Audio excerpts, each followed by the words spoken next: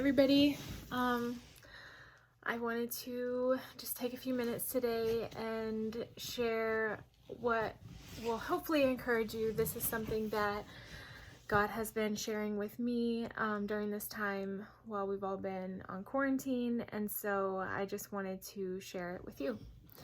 So I've been reading in Jeremiah, and actually as I was reading, I was kind of like frustrated, or I don't know, something, because a lot of Jeremiah talks about the struggles that Israel was facing at this time, and I felt like I should be reading something more encouraging and more positive, but Jeremiah is all about like famine and disease and death and just war and all of these things. And so I was like, God, really? But I came across a verse. It's in Jeremiah 15, 18, and 19. And 19 especially is what I want to focus on, but I'll read 18 to you also. So it says, why then, this is Jeremiah talking to God, and just to kind of set the scene, he's frustrated with God that God is not taking away all of these struggles that he's facing. And so Jeremiah says, why then does my suffering continue? Why is my wound so incurable? Your help seems as uncertain as a seasonal brook, like a spring that has gone dry. And that's Jeremiah talking to God. And then God responds, and he says, this is how the Lord responds. If you return to me, I will restore you, so you can continue to serve me. If you speak good words rather than worthless ones, you will be my spokesman. You must influence them. Do not let them influence you. And so that was encouraging to me for a lot of reasons, but a couple of the things that I wanted to talk about was that Jeremiah was angry, and that it's okay to feel. It's okay to feel sad.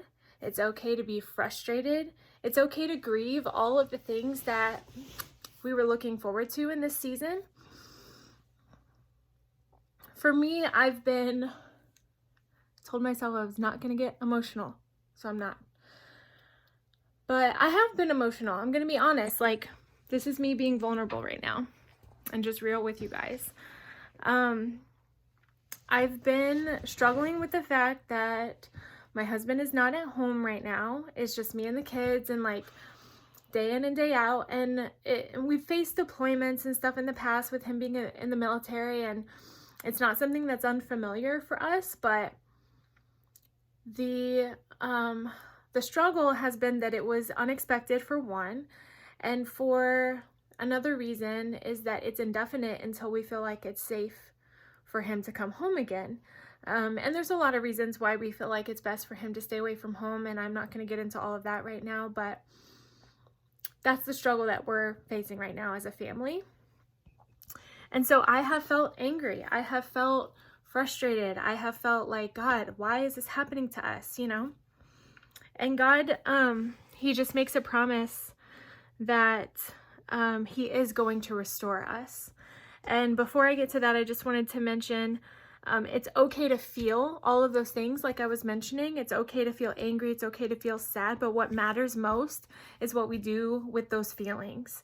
And God says that if you speak good words rather than worthless ones, you will be my spokesman.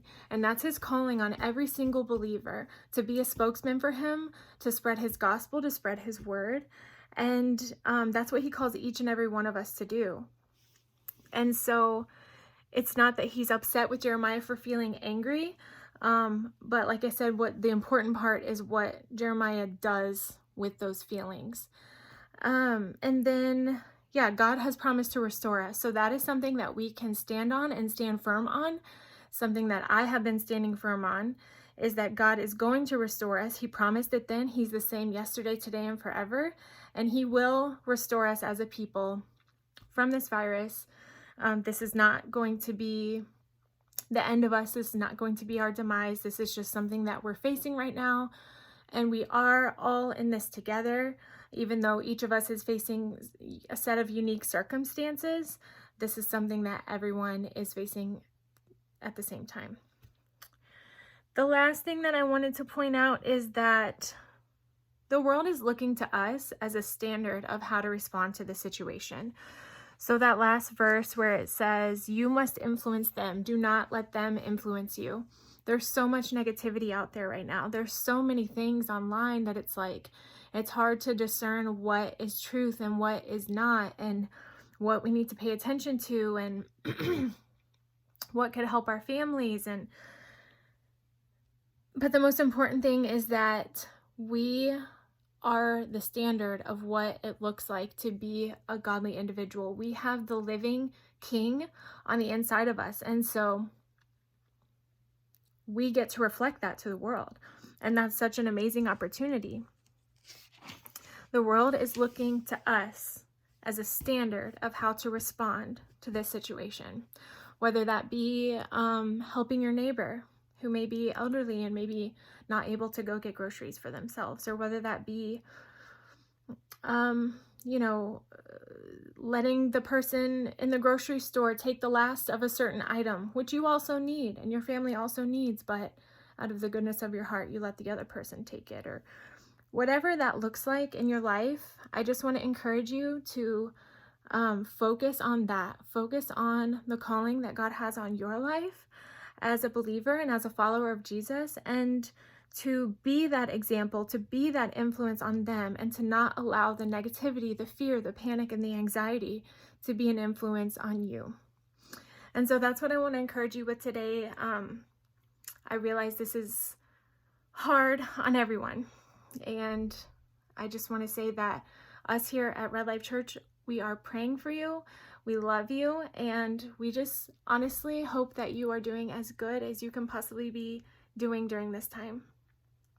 I know I am, and my family is, and we are all healthy, and we are thankful for that. So we love you, and take care.